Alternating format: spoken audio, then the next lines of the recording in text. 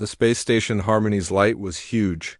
It floated near a dying star, spinning slowly like a metal flower in the darkness. Inside the station, 12,000 aliens from 47 different worlds worked together. They had blue skin, green skin, scales, fur, and tentacles. All of them were smart.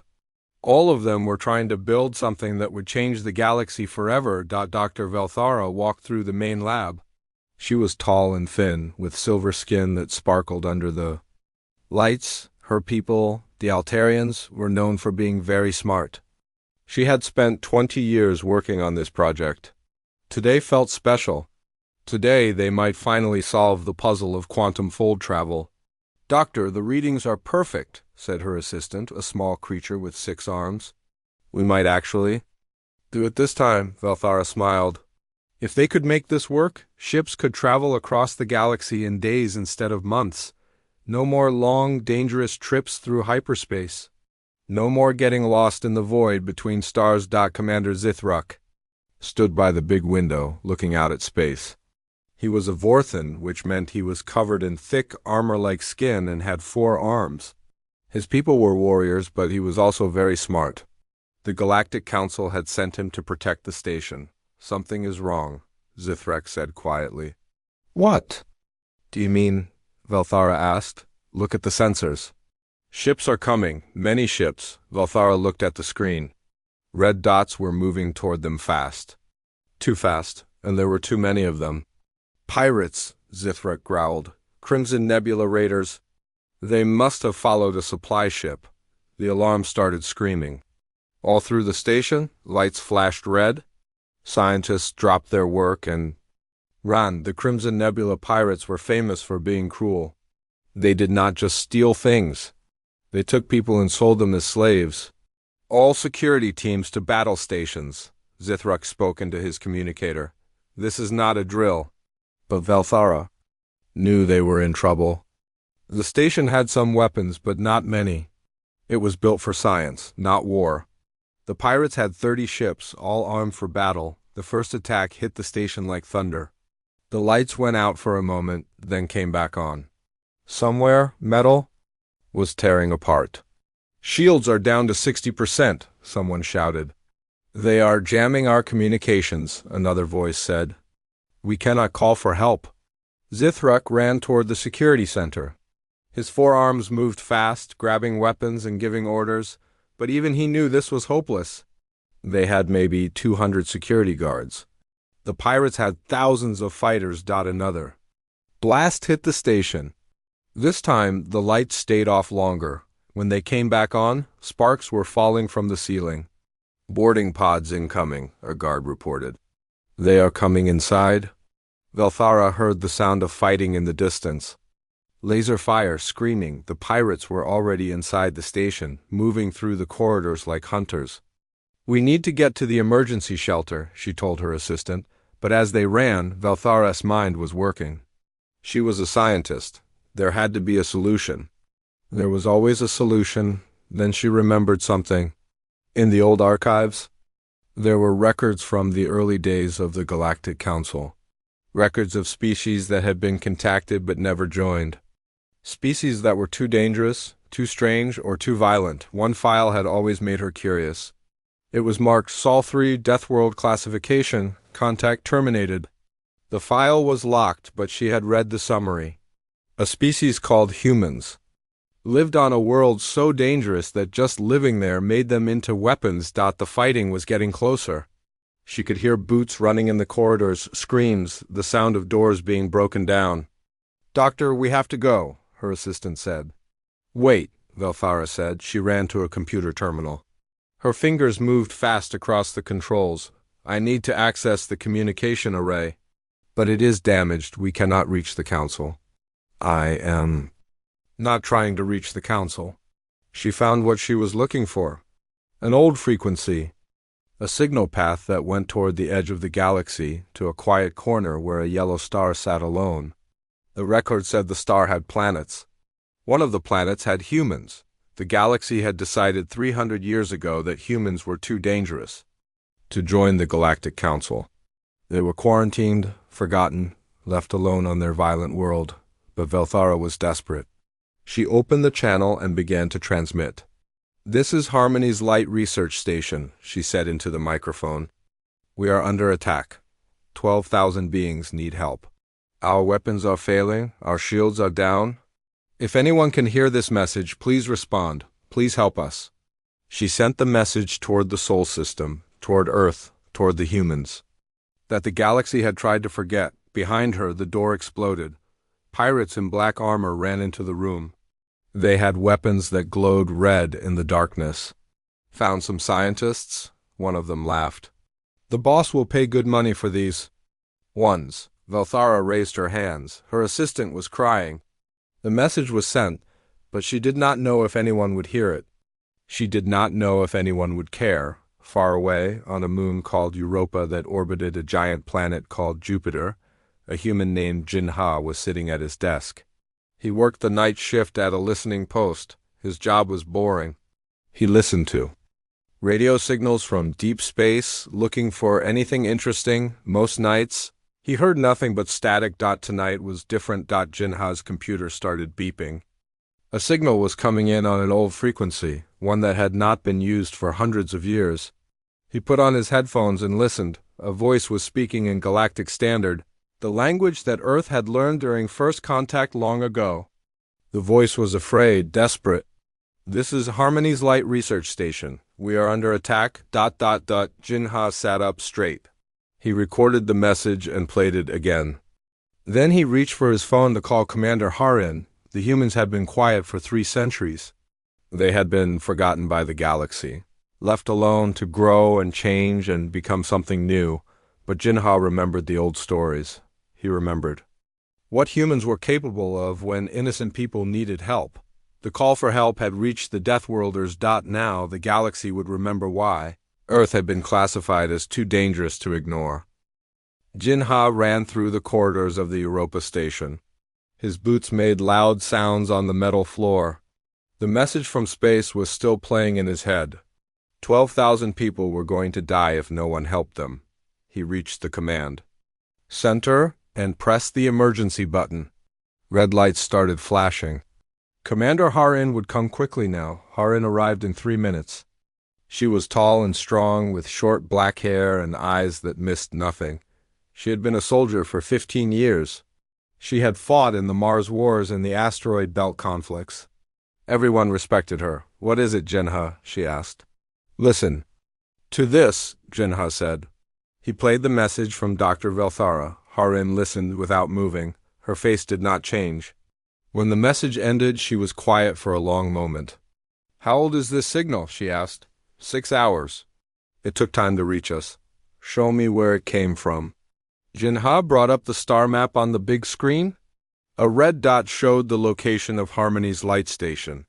It was far away in the Kepler sector, that is deep in Council space, Harin said.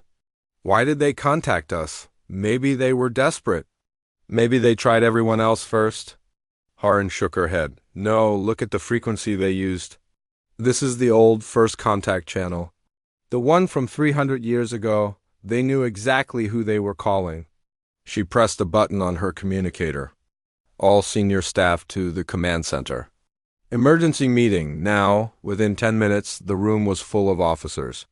Quan was there too. He was Harin's tactical advisor, a thin man with quick eyes and a brain that worked like a computer. He could see patterns that others missed. "We have a situation," Harin said. She played the message for everyone. "The Galactic Council will send help," said one officer. "This is not our problem." "The Council will debate for weeks," Quan said quietly. "They will form committees. They will write reports. By the time they act, everyone on that station will be dead or sold as slaves. What do you suggest?" Harin asked. Quan walked to the star map. "We have 5 ships ready to go. The battlecruiser Indomitable and 4 escort vessels. We can be there in 18 hours using the new jump drives." "Against how many pirates?" "Sensors show 30 ships in the Crimson Nebula fleet. They are not expecting trouble." The room became very quiet. Everyone knew the math. 5 ships against 30 was not good odds. Not for anyone else, but humans were not anyone else. We have something they do not, Quan continued. We have been alone for 3 centuries. While the galaxy played by rules, we learned to win by any means necessary. While they fought with honor, we fought to survive. Harin looked around the room. This is not a council mission. This is our choice. Anyone who wants to stay behind can do so. No shame in that. Nobody moved. Nobody spoke. Jinha stepped forward. Commander, I request permission to join the mission. You are communications, not combat. Those people sent their message to us. If we save them, they should see a human face. They should know who answered their call. Harin smiled for the first time. Permission granted. Quan, how long to prepare? 2 hours. We need to load the special ammunition and prep the boarding teams. Do it. Jinha, send a message to Earth Command. Tell them what we are doing. Tell them we will be out of contact for a while. What should I say if they ask why? Tell them the truth. Someone called for help.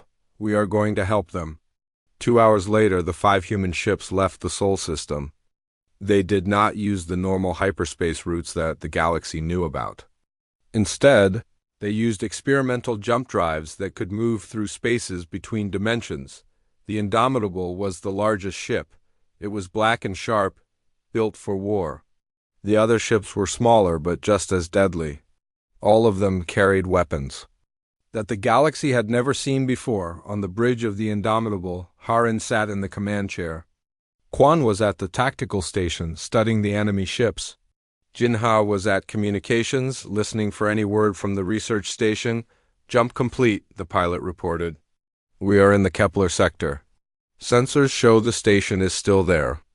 Quan said, but it is badly damaged. The pirate ships are docked to it like parasites. Any word from the survivors? Harin asked. Jinha shook his head. The pirates have jammed all communications, but life support is still running. People are still alive in there. Good. Quan, what do we know about these pirates? Crimson Nebula Raiders. They are led by Captain Vexmar, a Kralik warrior. His species is known for being tough fighters.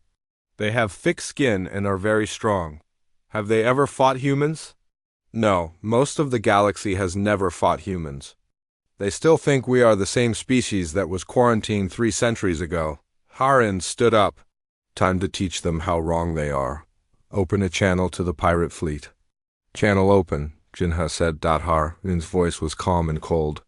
Attention. Pirate vessels. This is Commander Harin of the Terran Defense Network. You have attacked innocent people. You have taken hostages. You have 60 seconds to surrender unconditionally and release all prisoners. If you do not, we will show you why Earth was classified as a death world. The response came quickly. A deep voice laughed over the communication system. This is Captain Vexmar. I have never heard of you humans. You have 5 small ships.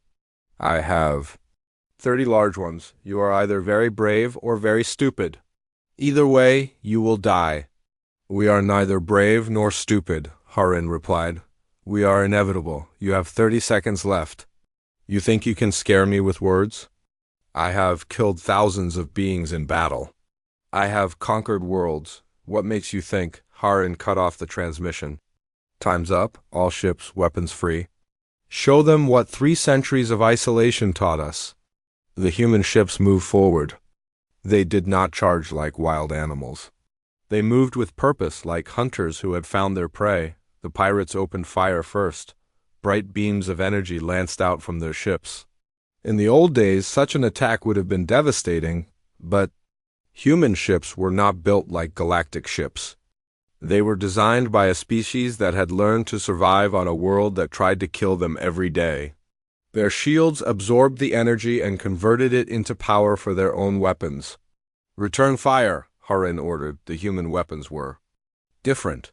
They did not fire clean energy beams. Instead, they launched solid projectiles that moved at incredible speed. They fired plasma charges that burned through enemy shields like acid through paper.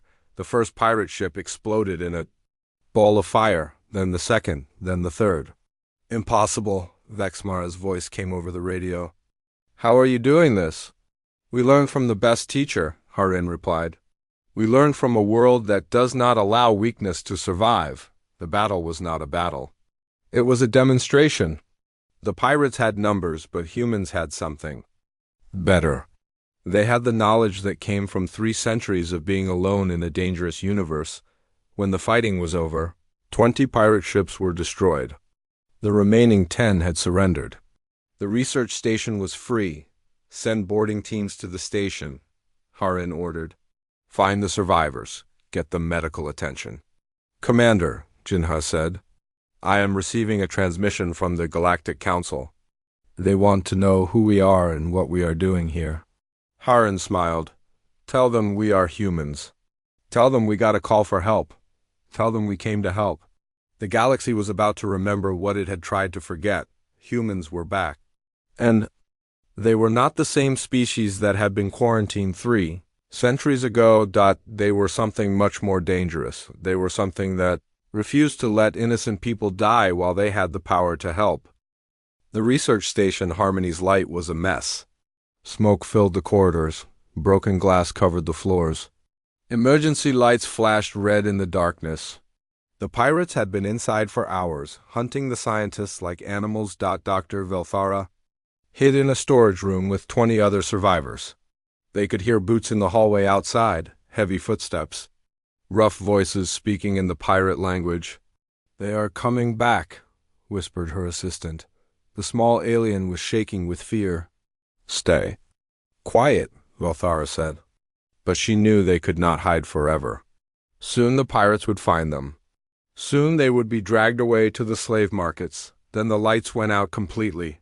The station shuddered. Something had hit it hard. What was that? Someone asked.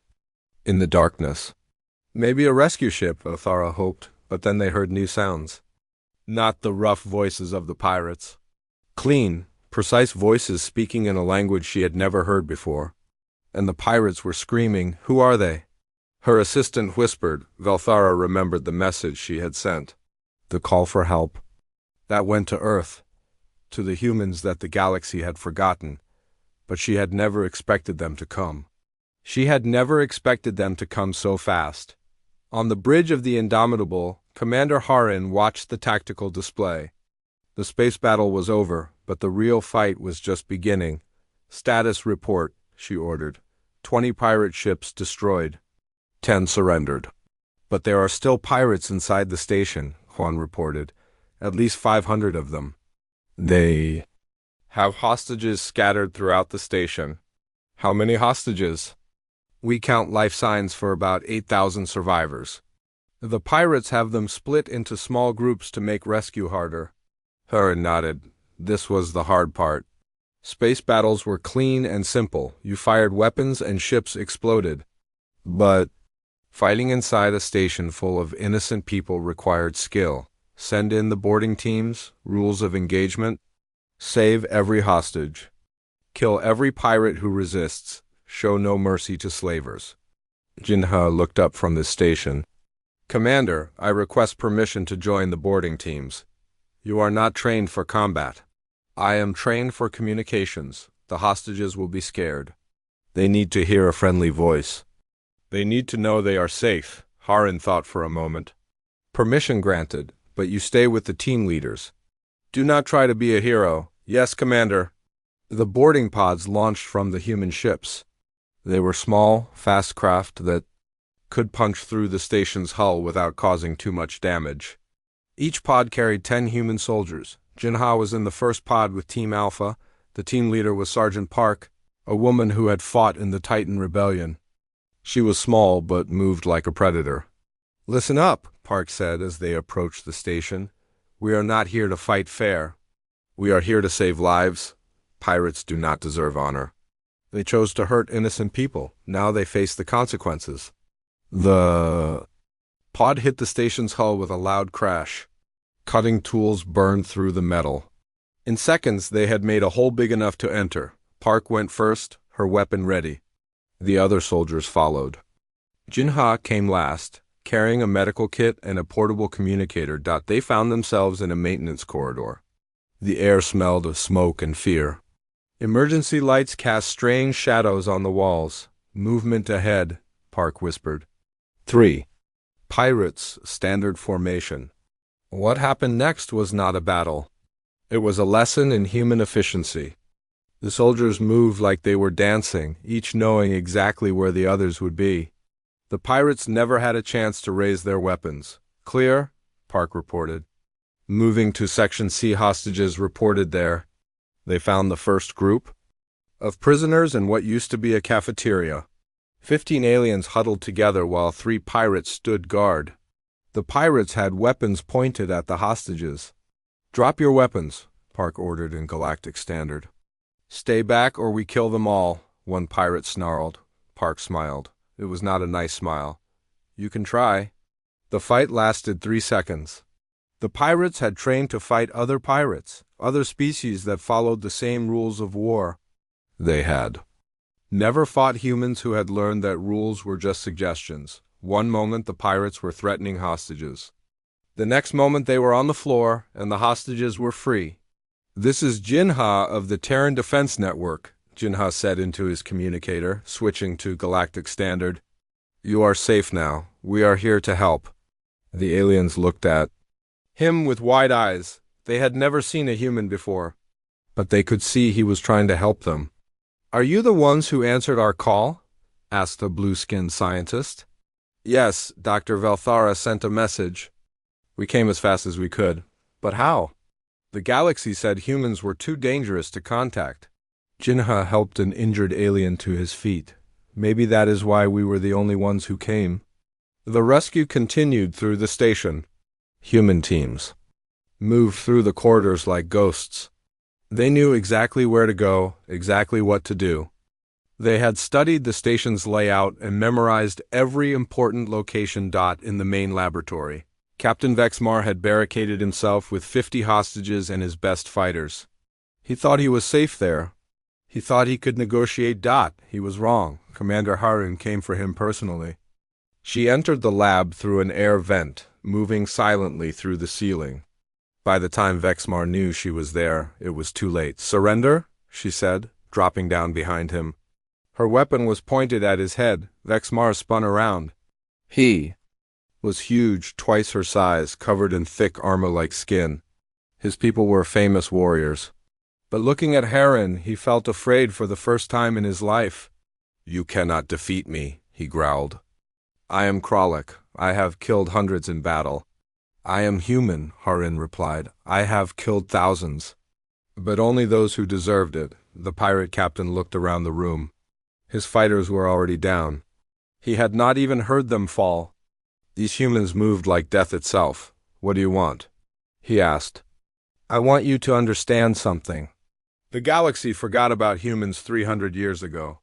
They thought we were too violent, too dangerous. They were right, but they made one mistake." "What mistake?" "They thought violence was always evil. They forgot that sometimes violence is the only thing that stops evil." Vexmar looked at the hostages. They were all alive, all unharmed. The humans had been careful not to hurt innocent people, even while destroying their enemies. "I surrender," he said, dropping his weapons. "Smart choice."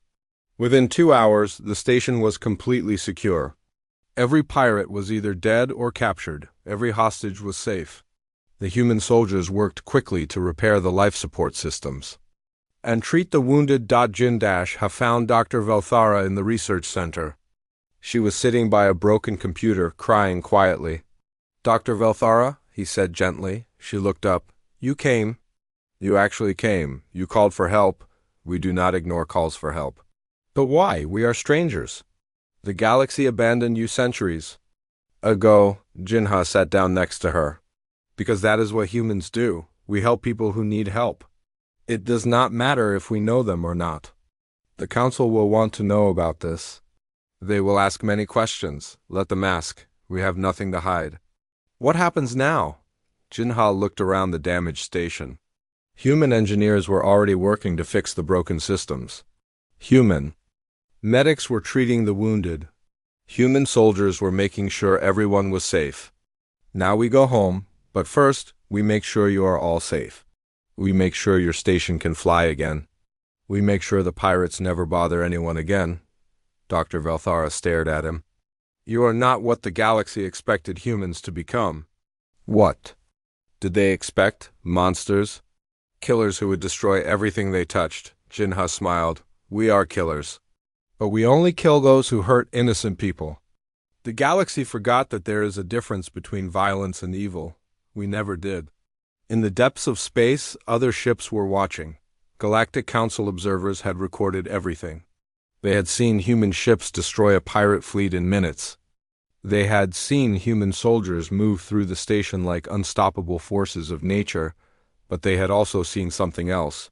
They had seen humans risk their lives to save strangers. They had seen the careful way humans protected innocent lives even while destroying their enemies. The galaxy was beginning to remember why they had been afraid of humans. But now they were learning something new. Maybe being afraid was not the right response. Maybe they should be grateful instead. 3 days after the rescue, Harmony's light was flying again. Human engineers had worked without stopping to fix the station. The broken hull was patched. The life support systems were running perfectly. The research equipment was better than before. Dr. Velthara stood in the main laboratory, watching human technicians put the final touches on her quantum fold generator. They worked with tools she had never seen before, speaking in their strange language, but they knew exactly what they were doing.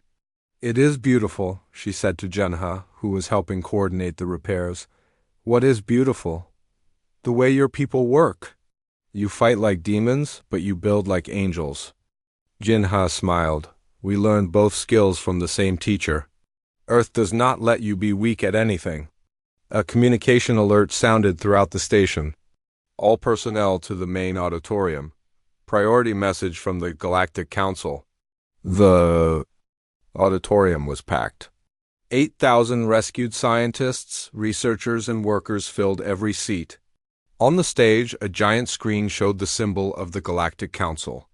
Then the symbol disappeared, and an alien face appeared instead. It was Counselor Prime Zeftos, the leader of the council. He was old, with silver skin and 3 eyes that glowed with wisdom. He had been alive for over 400 years. Citizens of the galaxy, he began. 3 days ago, the research station Harmony's Light was attacked by pirates. 12,000 innocent beings were in danger.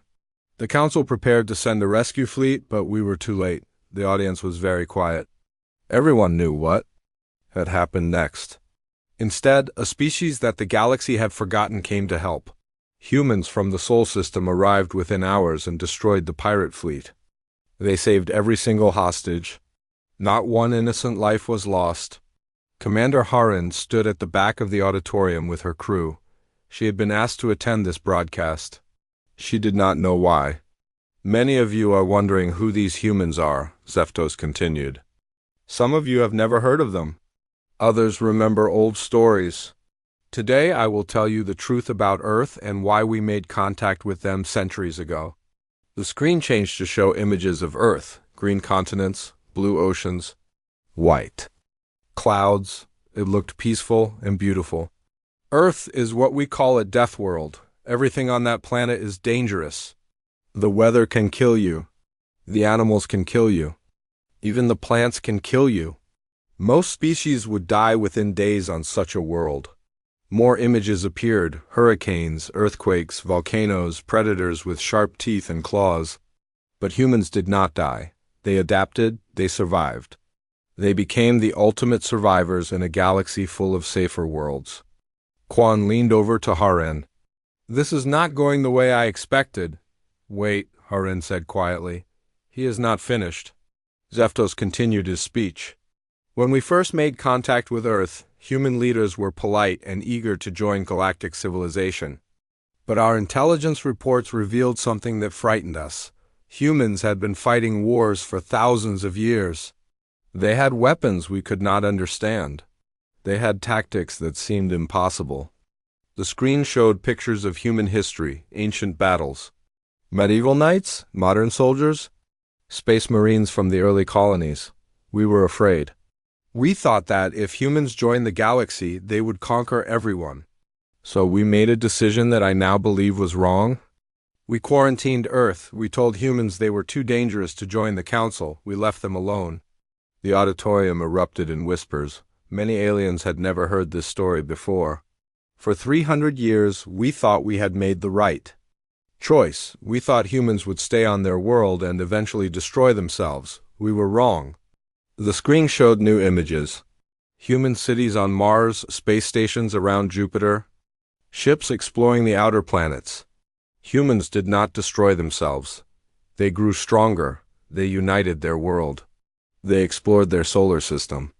They built weapons and ships that we cannot match. But most importantly, they kept the best part of their nature. What is he talking about? Whispered Dr. Velthara. They kept their willingness to help strangers, Zeftos said, as if he had heard her question. When Dr. Velthara sent a desperate message to Earth, humans did not hesitate. They did not ask for payment. They did not demand treaties or concessions. They simply came to help. The screen now showed footage from the rescue. Human ships destroying pirate vessels. Human soldiers moving through the station. Jinha helping injured aliens. Hareng confronting Captain Vexmar. This is what humans have become during their isolation. Not conquerors. Not destroyers, guardians, protectors who use their strength to defend the innocent. The counselor paused, looking directly into the camera. I stand before you today to make an announcement. The quarantine of Earth is officially ended. Humans are invited to rejoin galactic civilization, not as members under probation, but as full partners with all rights and privileges. The auditorium exploded with noise. Some aliens cheered. Others looked worried. All of them looked surprised, but Zeftos was not finished. However, I suspect humans may not be interested in our offer. They have built something better than what we have. They have built a society based on helping others instead of debating endlessly. They have shown us what we should aspire to become. Commander Harren stepped forward. Someone had given her a microphone. Counselor Prime, she said, her voice carrying clearly through the auditorium. The Terran Defense Network appreciates your offer, but you are right? We are not interested in joining the Council. Gasps echoed through the room. We have seen how the Council works. You debate while people die. You form committees while pirates attack innocent beings. You follow rules while evil spreads through the galaxy.